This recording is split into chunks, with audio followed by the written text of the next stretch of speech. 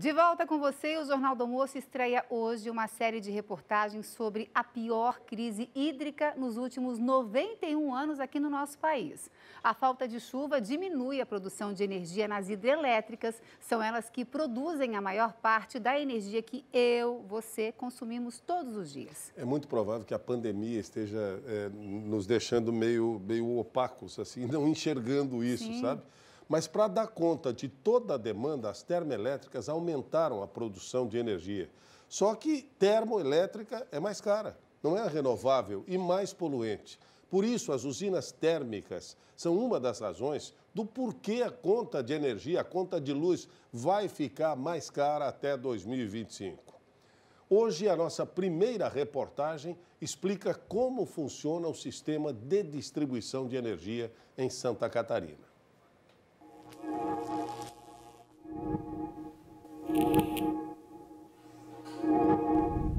Ficar sem luz de uma hora para outra é ruim, mas e se fosse o país inteiro sem energia? O pior é que essa possibilidade não é descartada pelos especialistas e não foi por falta de aviso.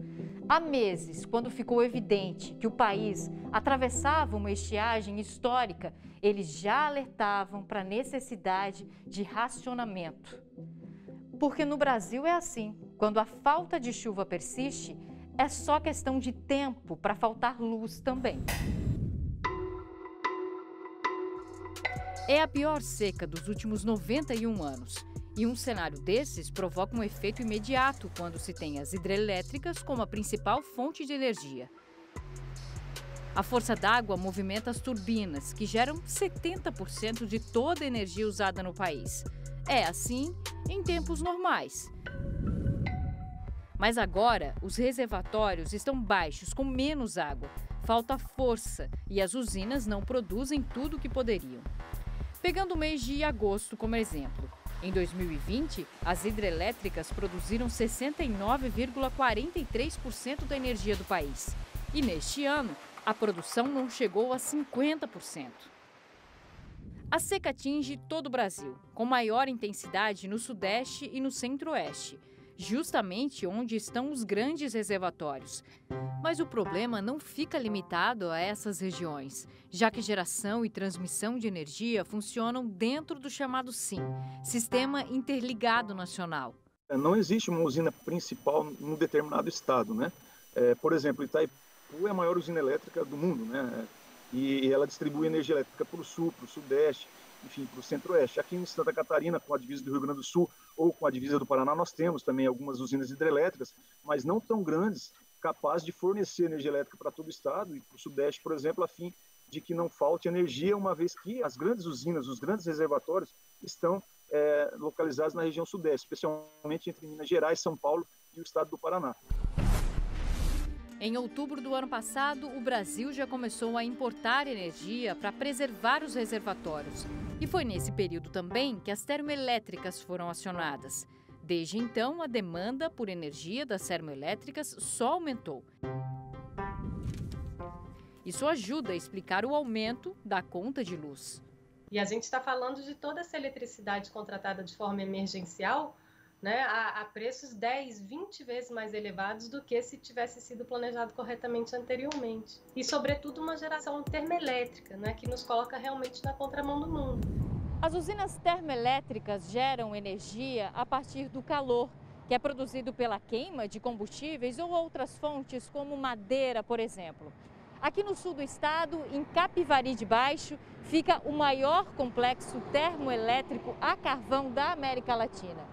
O complexo Jorge Lacerda pode ser visto às margens da BR-101. A geração de energia pelas usinas térmicas emergenciais é a garantia do abastecimento, mesmo custando mais caro.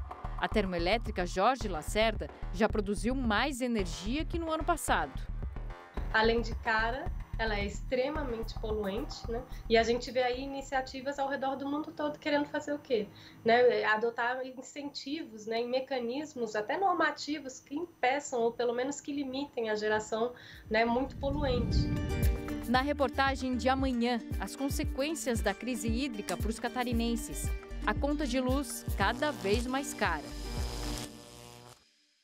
E agora a gente segue conversando com você sobre o agravamento da situação dos reservatórios das hidrelétricas, as usinas térmicas que queimam carvão, por exemplo, eles aumentaram a produção de energia.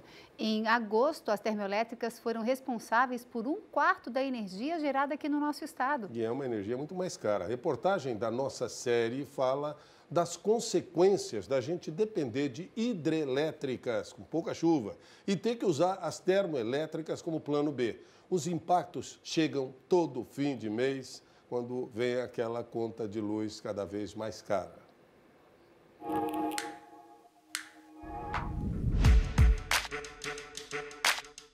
Vender mais ou evitar abrir o freezer?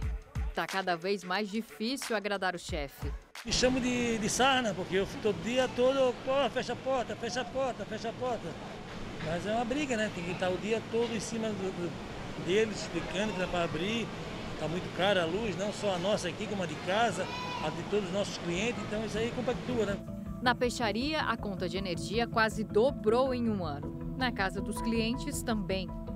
Esses preços administrados são aqueles que vão além de uma questão de oferta e demanda, que são preços que são regulados por contrato. É o caso, né, da tarifa de energia elétrica residencial. A gente tem uma questão que é a crise hídrica.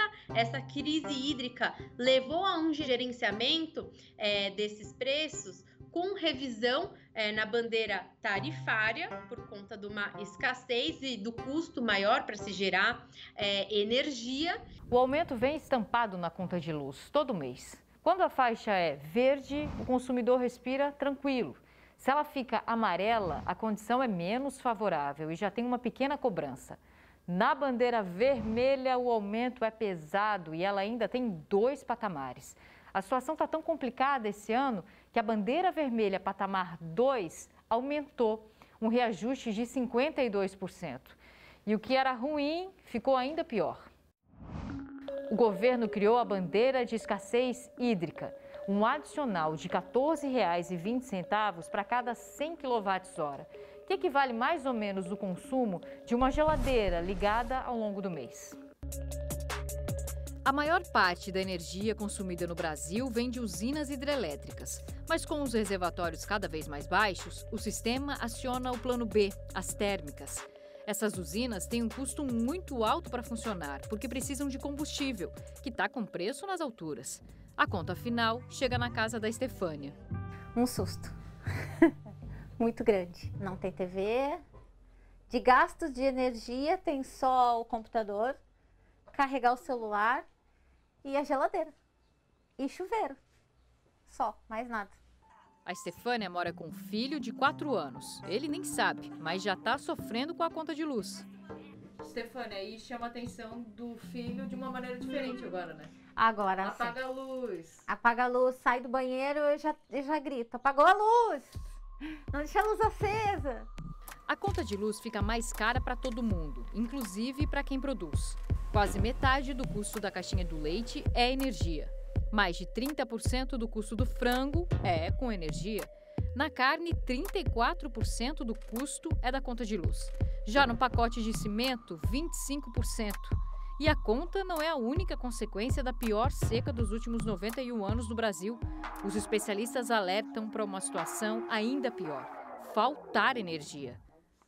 O plano B, eu diria que hoje é o plano R, é o plano racionamento. O país, infelizmente, ele tem uma chance muito grande de passar por um processo de racionamento como aconteceu em 2001. Com certeza, não pelos mesmos motivos. O aumento de energia, seja por bandeira tarifária, ele repercute e demora um pouco. Não existe uma elasticidade de preço, ou seja, se a gente acontecer de dobrar o preço da energia elétrica, o consumidor ele não vai reduzir pela metade o seu consumo de energia elétrica, por exemplo.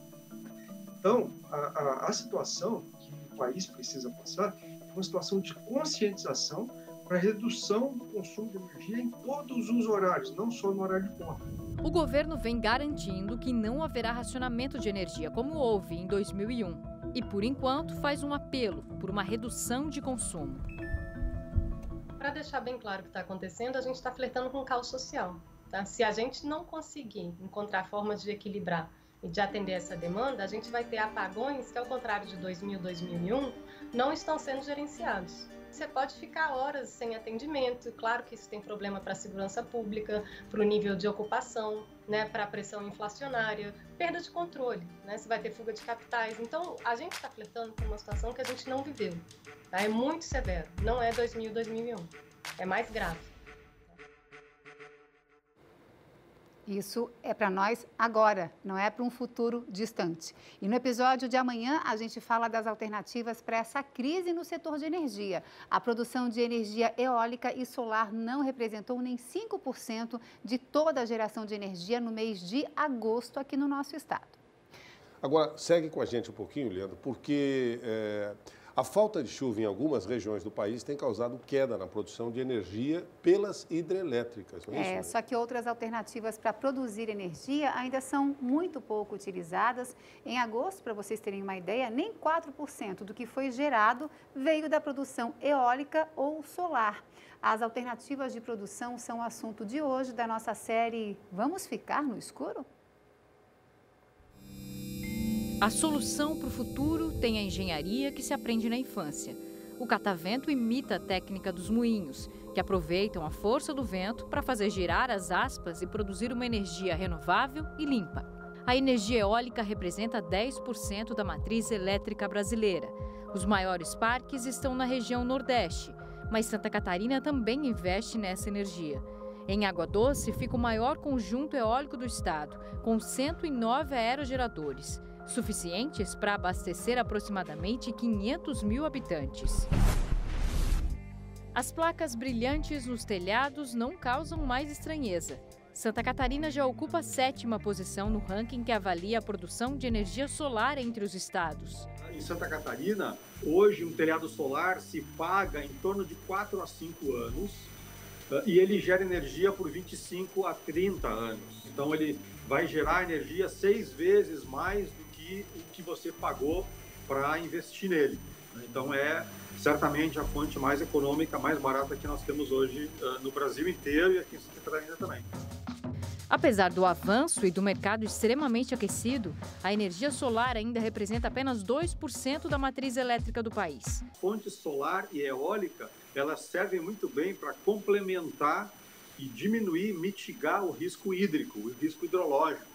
Então, se nós tivéssemos adotado a energia solar numa escala maior ainda do que a gente já adotou até hoje, nós teríamos, então, mitigado esse problema que nós temos agora. Toda a energia solar que você botar num telhado, você está economizando água lá no reservatório da usina hidrelétrica. A curto prazo, a solução é evitar o desperdício de energia. Nem que, para isso, a casa se torne uma grande máquina.